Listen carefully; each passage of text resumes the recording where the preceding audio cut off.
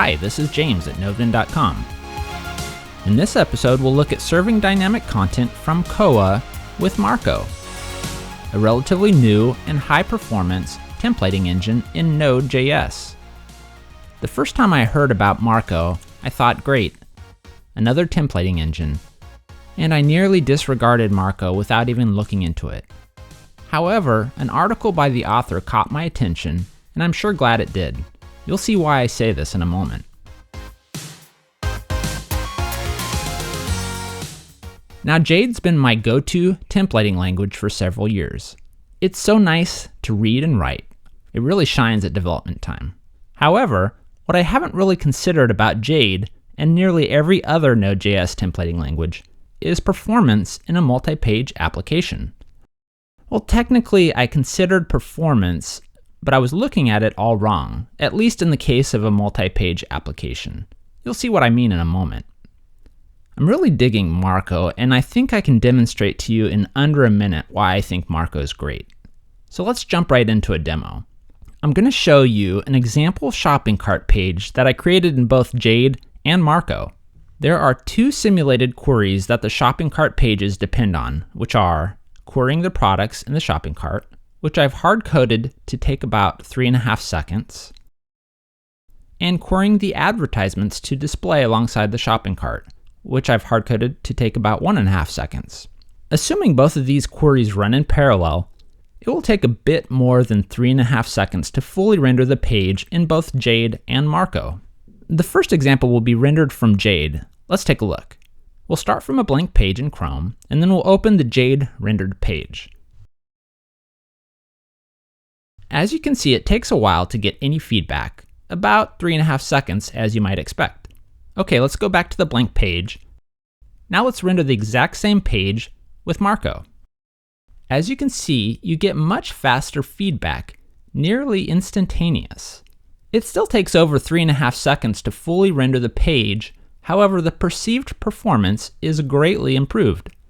This quick demo shows why I'm convinced there's no better choice in Node.js than Marko when serving multi-page apps with dynamic content.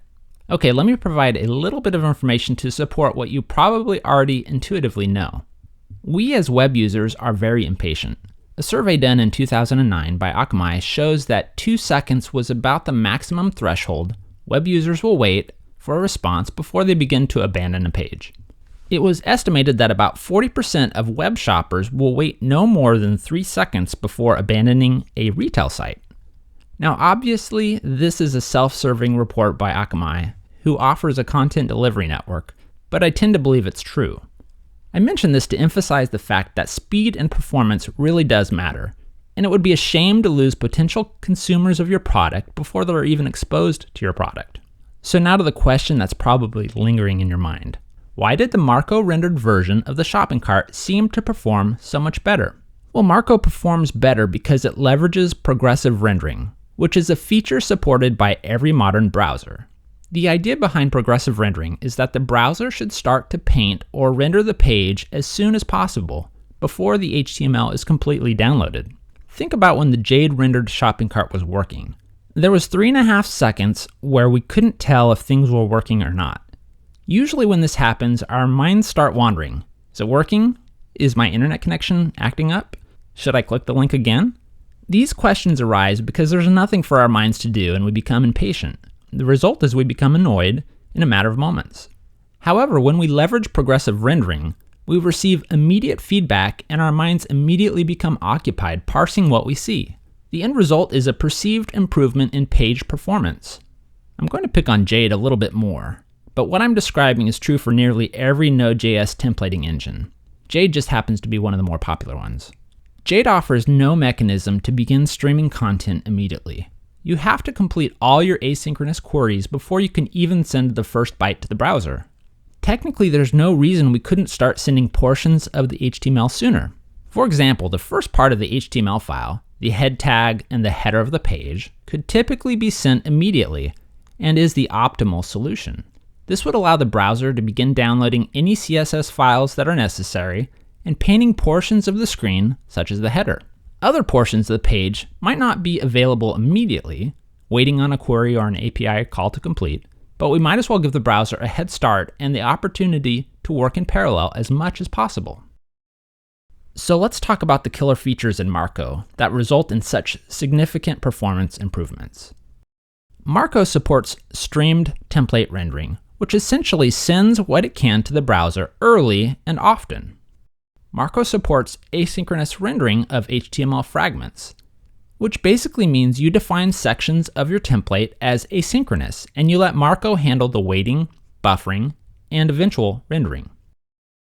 Marko supports out-of-order rendering while still serving the final content in correct order.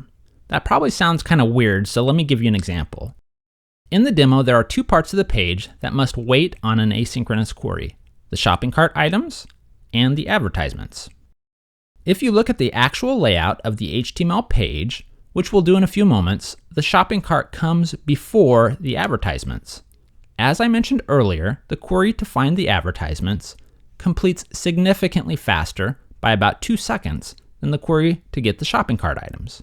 This puts us in a non-optimal situation because we have our advertisement data ready and available to put on the wire, but typically you can't send it yet because you have to render the products before the advertisements due to how the page is laid out. So you end up buffering the advertisement data until the product API returns, and then you send them both. First the product data, and then the advertisement data. Marko solves this problem in a simple and trivial way, allowing you to send your content out of order, and it automatically reorders the HTML on the client side. This feature eliminates unnecessary buffering and gets the content to the client and renders it as soon as possible. This is why we saw the advertisements display well before the shopping cart items. So in a nutshell, I think of Marko as performing smart rendering. Okay, enough talking. Let's do some coding. I want to walk you through the setup of the demo pages I just showed you. We're starting off in an empty directory except for a package.json file that I created using npm init. Let's go ahead and start by using Sublime to create and open a server.js file. Now we'll go ahead and pull in the packages that we'll be using, starting with Koa, my web framework of choice. Next we'll pull in the Koa router middleware, which simplifies creating routing rules and assigning handlers. Koa static is the middleware used to serve our static assets, such as CSS and image files. We'll use the CO views library to render the Jade templates. Next we'll pull in the Koa compress middleware. I want to use the Bluebird promise library. You'll see how in a moment. And lastly, we'll pull in Marko, which we'll use to render our Marko templates. Next, we'll instantiate our Koa.js app. There's a bit of setup we need to do to use KoViews. Basically, we need to call KoViews, passing in the base directory to look for the Jade files we'll eventually ask it to render. We'll just use the views directory. Next, we'll instruct our app to use the Koa compress middleware. Now, streaming content and compression are at odds with each other. To get the best compression possible, there needs to be buffering. But of course, we want to minimize excessive buffering and stream to provide better responsiveness to the client. However, in practice, you can still achieve relatively good compression while still flushing the buffer frequently. By default, Koa compress favors compression over streaming and will not flush the buffer often enough. So we'll need to set the flush option to ZSync flush, which will provide a better balance between compression, buffering, and streaming. Next, we'll tell our app to use the Koa static middleware, specifying the public directory as the base directory to serve content from. The last non-returning middleware we'll use is Koa router. Using this middleware adds HTTP verbs such as get, post, and put as methods to our app object. We'll use these methods to specify our routes and their corresponding handlers. So for our first route, we'll be accepting get requests to the Marko path. Now we'll pass in a generator function as our route handler. Marko offers a few different rendering options, but the most powerful use case for Marko is streaming, so that's what we'll use. If you're unfamiliar with Koa.js, the way you return a response is by assigning a value to the response body, this.response.body. But there's actually an alias of this.body, which can save us a few keystrokes. In the previous couple episodes on Jade and Swig, we simply assigned a string with our rendered HTML to this.body. But with Marko, we want to assign a stream. The way we create a stream is by calling marko.load, passing in the Marko template file, Then we'll call the stream method, passing in an object with the data that should be made available to the template. For now, we'll pass in a variable called data. We need to pass the shopping cart and advertising data to the template. Let's create our data variable and assign an object to it with the following properties. Shopping cart provider will be assigned the value returned by calling the function getShoppingCart. Ad provider will be assigned the value returned by calling getAdvertisements. Both of these functions don't exist yet. We'll get to that in a moment. One more thing before we leave the route handler. The content type assigned by Koajs to streams is application octet stream by default, which doesn't represent what we're returning. We want it to be text HTML, so let's manually assign the response type. Now let's implement the getShoppingCart and getAdvertisement functions, which will simulate actual API calls or database queries. The data providers that we give to Marko can be one of several things: data, callbacks, thunks, and promises. In Koajs, we avoid callbacks as much as possible, so I'm not going to show you that. But using thunks and promises in Koajs is pretty routine. So what we'll do is we'll return a promise in the getShoppingCart function, and return or emulate a thunk in the getAdvertisement function. We'll start with the getShoppingCart function. Let's define a couple variables: delay to simulate the time spent waiting on the query to respond, and data to store the shopping cart data that will get returned.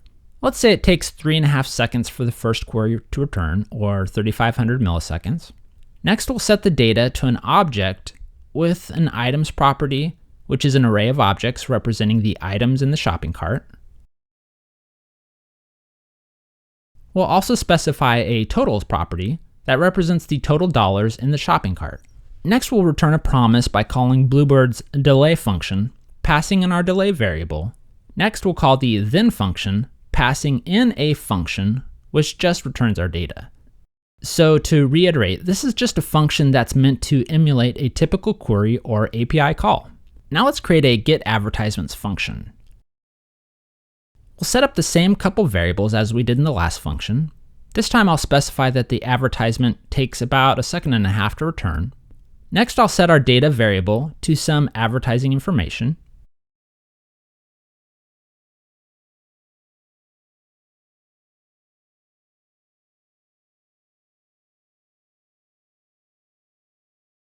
Now I'll return a function that takes a done parameter. Essentially, this is our callback. And then we'll use the setTimeout to call our done function after the defined delay.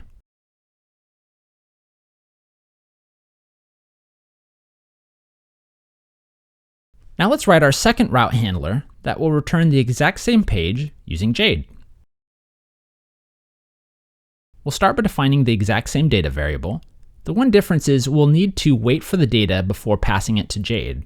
To do this, I'll put the yield statement before the object we're assigning to data. Doing this in Koa results in both queries running in parallel. Next, we'll assign the body by yielding our call to render, passing in the index.jade file, as well as the data to render.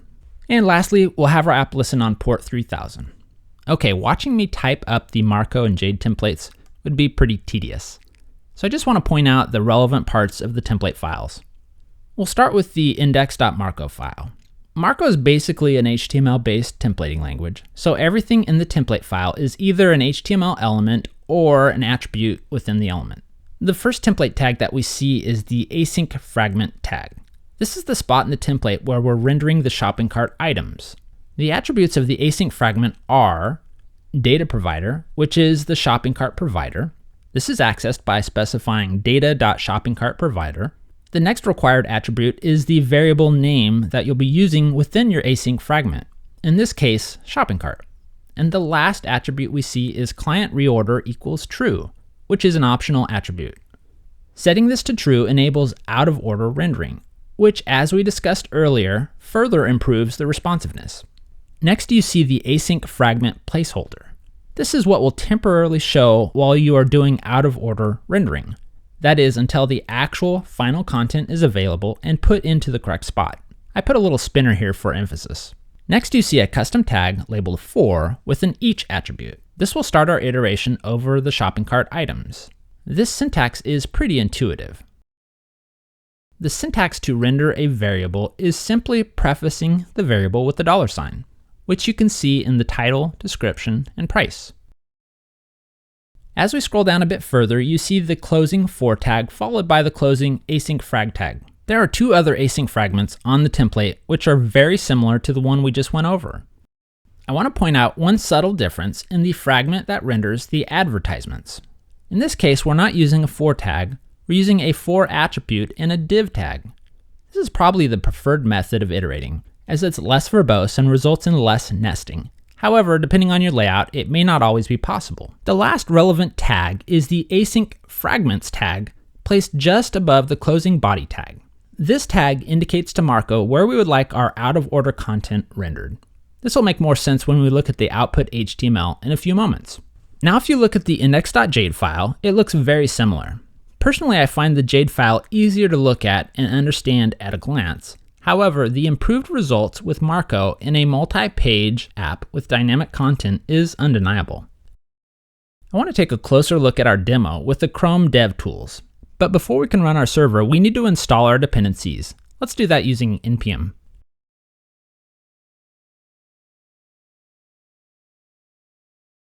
All right, now we can start up our server. Oh, by the way, I'm using io.js, which just released version 1.0. So there's no more need to use the Harmony flag. I'll run the server by keying node, which is just an alias to io.js, and specify the server.js file. Let's go over to Chrome and open the DevTools and click on the Network tab. All right, now flipping back over to Chrome, let's clear the page and then refresh the Jade-based version. Now if we go back to the DevTools, we basically see a Gantt chart showing timelines for each asset on the page. Now we expect the page will take about 3.5 seconds because of the artificial delay we introduced in the get shopping cart function. And what we see is right about 3.5 seconds plus a little bit of time for overhead.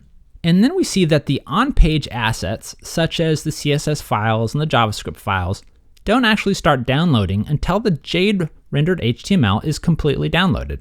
This is inefficient and results in poor perceived and actual responsiveness. Okay, now let's view the Marko rendered page. Let's flip back over to the DevTools, and what we see is nearly every on-page asset is being downloaded from the browser in parallel with the streaming HTML file. The result is our page starts painting and showing placeholders. Since the advertisements are available before the shopping cart data, they're rendered in the browser even though they are placed on the page after the shopping cart items. This is due to Marko's out-of-order rendering, which again is really slick. Let's peek at the actual HTML source. As you can see, the underlying HTML shows placeholders for our 3 async fragments. Then way down below our script tags, just before the closing body tag, you see the actual advertising and shopping cart data in hidden divs.